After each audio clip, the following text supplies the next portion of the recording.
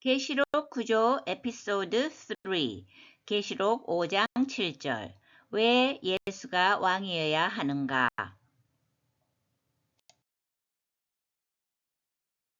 그 어린 양이 나아가서 취하시니라. He went and took.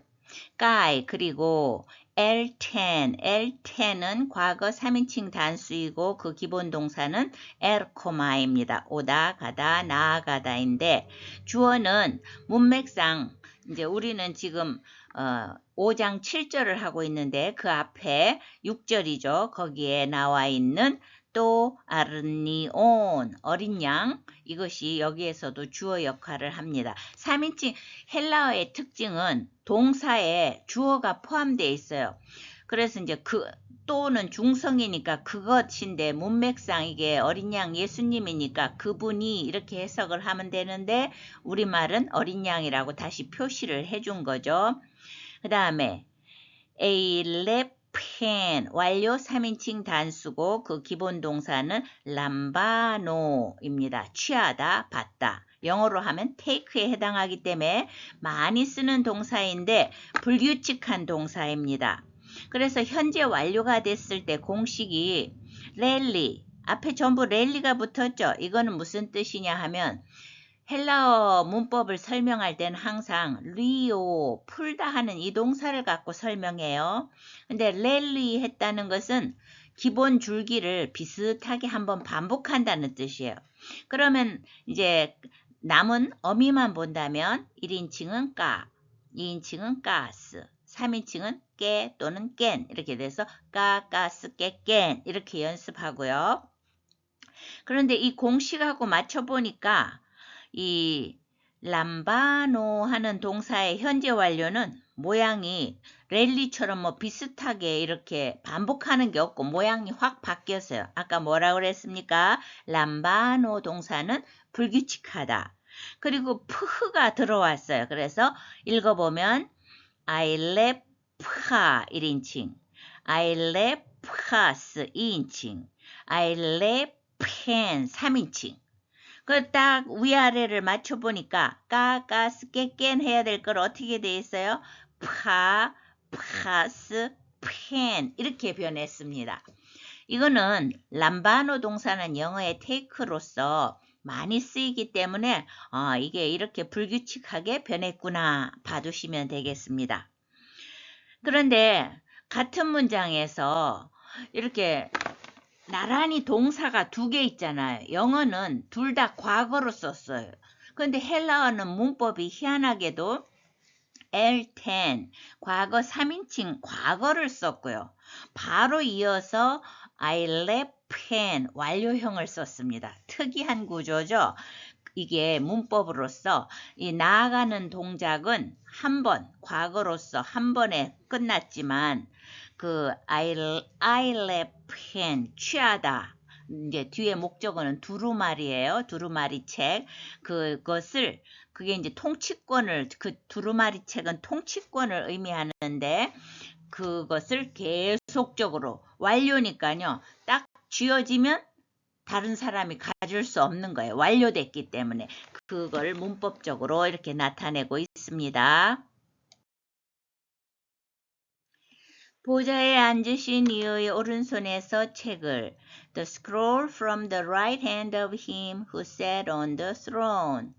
에끄는 뭐뭐로부터 하면서 전치사인데 그 뒤에 속격을 가집니다. 그래서 데스, 덱시아스 했는데 덱시아스의 기본 단어는 덱시아 여성명사입니다. 그래서 뜻은 직접적인 뜻은 오른손인데 이게 오른손은 성경에서 권세, 권위, 위임, 힘, 통치의 상징이 되고 있습니다. 그 다음에 뚜는 이제 앞에 있는 덱시아를 속격으로서 꾸며주는 거죠. 까테메누 했는데 까테메누는 현재 중간분사 속격 남성 단수입니다. 이런 거 글자만 보고 너무 막 스트레스 받는데 그러지 마세요. 속격 남성 단수라는 거는 앞에서 주어가 3인칭 단수였기 때문에 남성 단수고 속격으로 꾸며주고 있다 이런 뜻이에요. 그럼 우리가 살펴볼 공식은 현재 중간 분사입니다. 그 기본 단어는 까테마이, 앉다, 좌정하다입니다. 그러면 현재 분사 중간 수동 공식을 살펴봅니다. 항상 현재 시제에 있어서는 중간 수동이 같이 붙어 다니는 이유는 뜻은 다른데 모양이 똑같기 때문에 이렇게 같이 명칭이 붙어 다닙니다. 그래서 오메노스 남성, 오메네 여성, 오메논 중성인데 어려운 것 같아도 그렇지 않아요? 끝에만 보면 오스는 남성명사의 전형적인 어미예요. 거기다 뭐만 붙였어요? 오멘만 붙었고, 에는 여성어미죠? 거기다 오멘 붙였고, 오는 중성어미인데 거기다 오멘 붙였어요. 그래서 현재 분사 중간 수동은 오멘이 특색이다. 오메노스, 오메네, 오메논 이렇게 연습하면 되겠습니다. 그런데 이제 이거는 중간이냐 수동이냐 했을 때 앉아있는데 스스로 앉아있는, 이거는 하나님의 그 속성을 나타내는 거, 하나님의 왕권의 그 통치력을 나타내는 표현입니다. 누구를 의존하거나 도움을 받는 게 아니고 스스로 앉아 계시는, 스스로 존재하시는 자, 그 이미지를 반영한 표현이죠. 어디 위에 앉아있느냐? 에피는 뭐뭐 위에인데 역시 속격을 가집니다. 그래서 에피뚜 트로누죠. 그 기본 단어는 밑에서 셋째 줄 호 트로노스, 보좌입니다. 그래서 보좌 위에 스스로 앉아 계시는, 이게 단순히 앉는 자세를 말하는 게 아니고 통치의 그 권력을 말하는 거예요. 누구에 의존하지 않는 스스로 앉아 있는, 그리고 이 뚜가 정관사인데 헬라어에 있어서는 이렇게 분사가 꾸며줄 때 명사화되는 경향이 있어요. 그래서 앉아 계신 분, 앉아 계신 사람 뭐 이렇게 되는 거죠. 그럼 우리말에 보좌에 앉으신 이가 바로 이 뚜입니다. 그분의 에크테스 덱시아스, 오른손으로부터, 또 비블리온, 비블리온은 중성명사로서 비블리온이죠. 책이나 두루마리를 말하는데 이게 이제 계시록 5장 1절 이하에 우리가 잘 알고 있는 7인으로 이렇게 봉인된 두루마리를 말하는 겁니다. 그래, 그 안에는 물론 우리가 전부 두려워하고 있잖아요. 그런데 이제 이게 신학적으로 얘기하면 그거는 왕이 자기의 통치 계획을 써서 아무도 모르게 하려고 딱 도장을 인이라는 게 도장이잖아요. 도장을 찍은 자기의 통치 계획 아니며 그게 곧 통치 방안인 거예요. 권한이고 그것을, 그 책을 그 보좌 위에 스스로 앉아 계신 분의 오른손으로부터 앞 페이지에서 뭐라고 그랬어요? I left pen, 취했다. 그리고 그게 완료형이었잖아요. 그래서 누구도 뺏어갈 수 없고 이게 전달식이 이루어진 것입니다. 그래서 이것은 그 두루마리 책은 빨간 글자에 물론 인으로 7인으로 봉인된 두루마리이지만 그 내용이 악을 심판하는 거지 자기 백성을 심판하는 게 아니거든요. 악은 심판하시고 자기 성도는 구속하시는 하나님의 통치적 계획의 문서인 동시에 통치권이에요.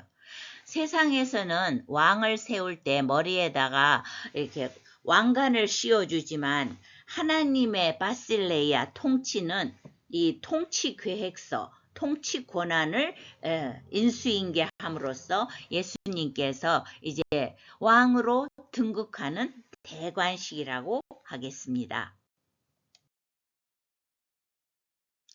그 어린 양이 나아가서 보좌에 앉으신 이의 오른손에서 책을 취하시니라. 계시록 5장 7절. He went and took the scroll from the right hand of him who sat on the throne. Kai elten, kai ailep pen, ektes dexias tu katemenu, epitu tronu, to 비블리온. 이번 에피소드 표지에 왜 예수가 왕이어야 하는가 질문을 했기 때문에 거기에 대한 답을 해보겠습니다. 이 영 해놓은 것은 이 영순위는 왕의 즉위 자격에서 이 본질적 자격이기 때문에 뒤에 1, 2, 3, 4는 구속사적인 자격이고 해서 분리를 시켜놓고 이건 그야말로 영순위입니다. 존재적 자격은 본질적으로 이미 왕이신 분이다. 왕이 되어야 한다가 아니고 하나님과 동등하시기 때문에 본질적으로 이미 왕이신 분이라 즉위의 필연성을 가집니다. 딤전 6장 15절에서 하나님은 복되시고 유일하신 주권자이시며 만왕의 왕이시며 만주의 주시오. 요한계시록 17장 14절 어린 양은 만왕의 왕이시오 만주의 주이시므로 성경이 하나님과 아들을 동일하게 표현하고 있습니다. 이 왜 예수가 왕이셔야 하는가를 그래서 저는 아버지의 속성과 아들의 속성을 이렇게 같다는 것을 성경의 말씀을 통해서 말씀을 논증하고 있습니다. 요한복음 10장 30절에서 나와 아버지는 하나이니라 본질적 신적 신분을 가지고 계심을 언급합니다. 빌립보서 2장 6절에서도 그는 근본 하나님의 본체시나 이건 같은 신적 신분을 말하시고요. 그 다음에 요한복음 14장 9절에서는 나를 본 자는 아버지를 보았거늘 이건 보좌의 동일성을 말하고 있습니다. 요한복음 1장 1절도 태초의 말씀이 계시니라. 이 말씀이 하나님과 함께 계셨으니 이 말씀은 곧 하나님이시니라. 그리고 헬라어 원어에서는 이 말씀이 하나님이 아니고 하나님이 곧 말씀이다 이렇게 되어 있습니다. 그래서 보좌의 동일성과 필연적인 존재의 자격을 갖고 있기 때문에 예수님은 즉위의 필연성을 가지신 분이다. 예수가 왜 왕이어야 하는 구속사적 4가지 근거를 살펴보겠습니다. 첫 번째, 왕의 즉위 기준으로 볼 때 예수는 왕입니다. 예수님은 본질적으로 왕이심에도 불구하고 아버지 뜻에 근거한 아버지의 때를 기다리셨습니다. 사도행전 1장 6절에서 때와 시기는 아버지께서 자기의 권한에 두셨으니 하나님이 시간의 주관자이시기 때문에 그 아들을 이제 예수님은 sonship과 아들 되심과 kingship 왕 되심이 있는데 아버지의 때가 이르기 전까지 자기의 킹십을 나타내지 않고 아들의 겸손으로서 겸손의 왕권을 준비하고 계십니다. 빌립보서 2장 6절에서 그는 근본 하나님의 본체시나 하나님과 동등됨을 취할 것으로 여기지 아니하시고 요한복음 7장 6절에서 예수께서 이르시되 내 때는 아직 이르지 아니하였거니와 이렇게 말씀으로 증거가 되고 있습니다. 예수가 왜 왕이어야 하나? 두 번째, 즉위의 관문이 있습니다. 즉위의 관문은 역시 여기에서도 예수님은 내 뜻대로 마옵시고 아버지의 뜻대로 그 방침을 따르고 있습니다. 예수의 왕권은 정치적 왕, 민족주의적 왕, 로마를 무너뜨리는 왕처럼 세상 권세의 왕이 아니라 아버지의 뜻에 따라 십자가를 통과한 사랑과 희생의 왕권을 기다리셨습니다.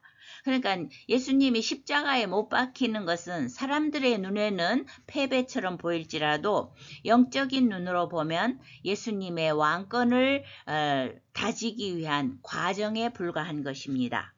요한일서 4장 8절에 보면 사랑하지 아니하는 자는 하나님을 알지 못하나니 하나님은 사랑이시라. 요한일서 4장 16절 하나님은 사랑이시라. 사랑 안에 거하는 자는 하나님 안에 거하고 하나님도 그의 안에 거하시느니라. 이렇기 때문에 예수님은 필연적으로 사랑을 보이셔야 합니다. 그리고 그것이 바로 십자가인 것입니다. 요한복음 3장 16절에서 하나님이 세상을 이처럼 사랑하사 사랑하사 독생자를 주셨으니 세상을 이처럼 사랑하시니까 예수님의 왕권은 필히 사람을, 세상을 사랑하심을 나타내셔야 합니다. 예수님은 십자가를 통과하심으로 하나님의 사랑과 또 구속의 왕권의 그 보좌의 동일성을 지키셨습니다. 요한복음 6장 15절에서 예수께서 그들이 와서 자기를 억지로 붙들어 임금으로 삼으려는 줄 아시고 다시 혼자 산으로 떠나 가시니라. 세상의 권세의 왕을 마다하셨습니다.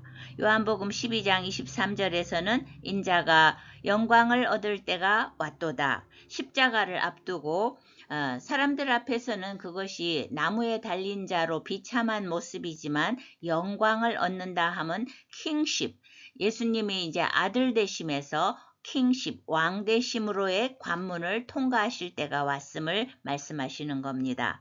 마태복음 26장 39절에서는 나의 원대로 마옵시고 아버지의 원대로 하옵소서. 요한복음 19장 30절 다 이루었다. 빌립보서 2장 8절에서 9절 죽기까지 복종하셨으니 곧 십자가에 죽으심이라. 이러므로 하나님이 그를 지극히 높여 모든 이름 위에 뛰어난 이름을 주사. 예수님이 아들 되심에서 이제 왕 되심으로 넘어가는 즉위의 관문이 바로 십자가입니다. 십자가가 즉위의 관문이면 부활은 즉위의 공식 인증 증표입니다. 부활은 죽음을 이기신 하나님의 능력으로서 왕권을 승리하는 통치 공식입니다. 앞으로 예수님의 왕권이 이렇게 죽음을 이기듯 모든 어둠을 물리칠 것을 예시하는 것입니다. 로마서 8장 11절에 예수를 죽은 자 가운데서 살리신 이가 곧 하나님이시죠.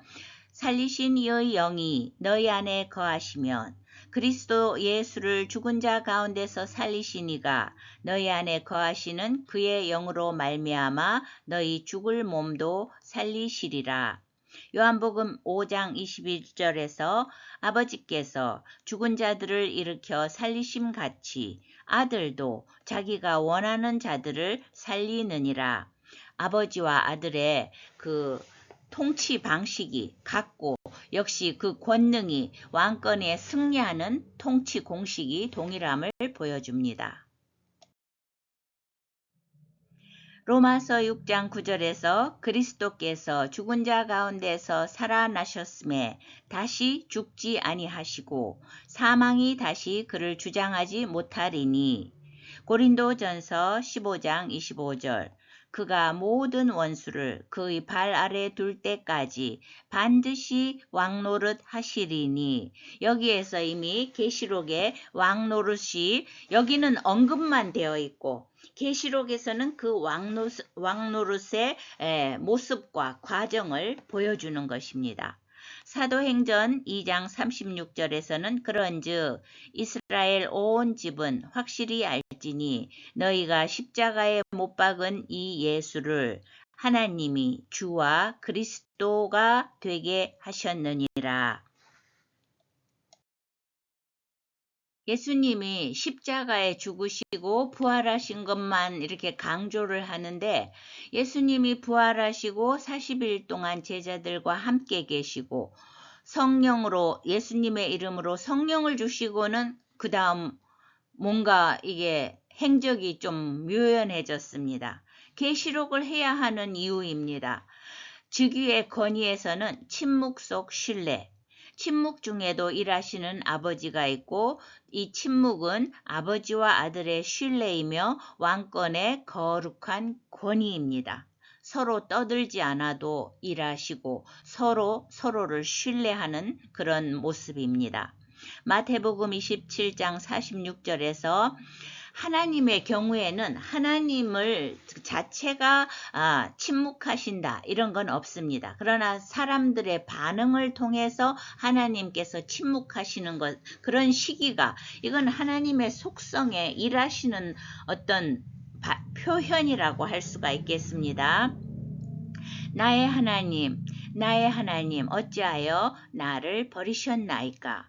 하나님이 침묵하시기 때문에 이런 표현이 나오는 거죠. 이거는 시편 21편 1절에서 내 하나님이여 어찌 나를 버리셨나이까 이미 한번 나온 말인데 예수님께서 십자가상에서 하신 말씀이죠. 시편 13편 1절에서도 여호와여 어느 때까지니이까 나를 영원히 잊으시나이까 주의 얼굴을 나에게서 어느 때까지 숨기시겠나이까.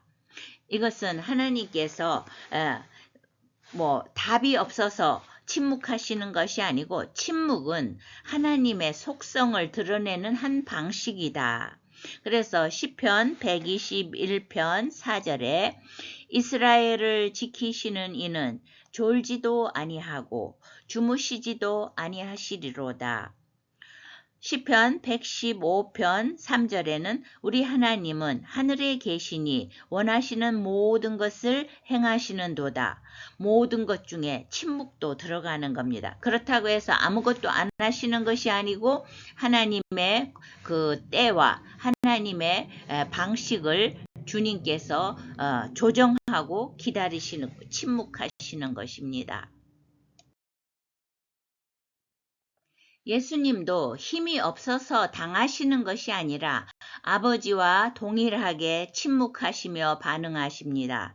마태복음 27장 14절에서 예수께서 아무 대답도 하지 아니하시니 총독이 심히 놀라워하더라.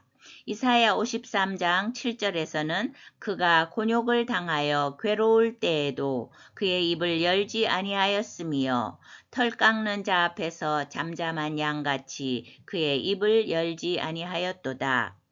하나님이나 예수님이나 그리고 하나님의 침묵은 부재, 무능력이 아니라 구원의 타이밍과 방법을 준비하시는 보호자에서 일하시는 방식이고, 따라서 예수님의 침묵은 아버지를 신뢰하며 아버지를 따라서 같은 방식으로 예수님이 모든 것을 감내하시는 것입니다.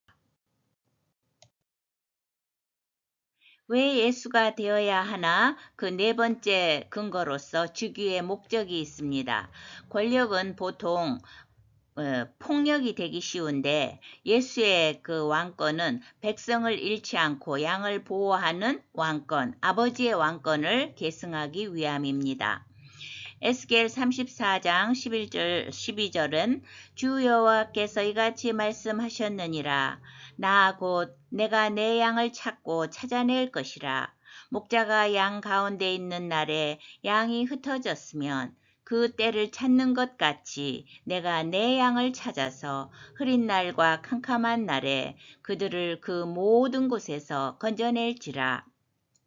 아버지께서 이렇게 하셨기 때문에 신약에서 아들도 요한복음 10장 11절에서 나는 선한 목자라. 선한 목자는 양들을 위하여 목숨을 버리거니와 요한복음 18장 9절에서 아버지께서 내게 주신 자 중에서 하나도 잃지 아니하였사옵나이다 하신 말씀을 응하게 하려 함이러라.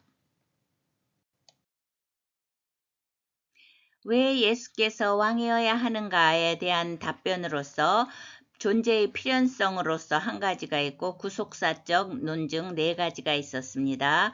다시 한번 정리하면 본질적으로 왕이신 예수께서, 이건 존재의 필연성으로서 영순위이죠. 아버지의 때를 기다리시고 예수께서 선십과 킹십이 있는데 아들됨의 겸손함을 보이시고 십자가로 즉위의 방식을 따르시며, 이거는 사랑과 희생의 왕권의 관문이었습니다. 그래서 예수님이 이 관문을 통과하셨기 때문에 부활로 죽음을 이기시고 승리의 통치 왕권을 이제 공식적으로 증표를 받게 되었습니다. 아버지로부터 부활의 영광을 얻으셨죠. 그러나 부활 이후로는 이제 침묵의 기간이 있는데 침묵으로 아버지와 아들의 신뢰의 권위를 드러내시고, 이거는 그 왕권의 거룩한 왕권의 권위를 나타내는 것입니다.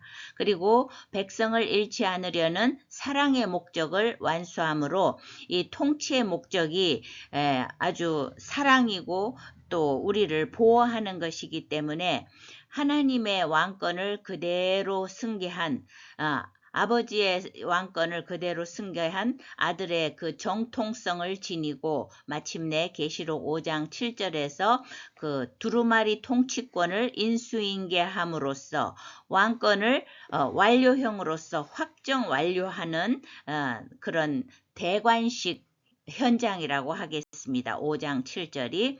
그러므로 이런 왕권의 성향을 근거를 갖고 있는 이 어린 양 예수의 통치를 받는 그의 백성은 복이 있습니다.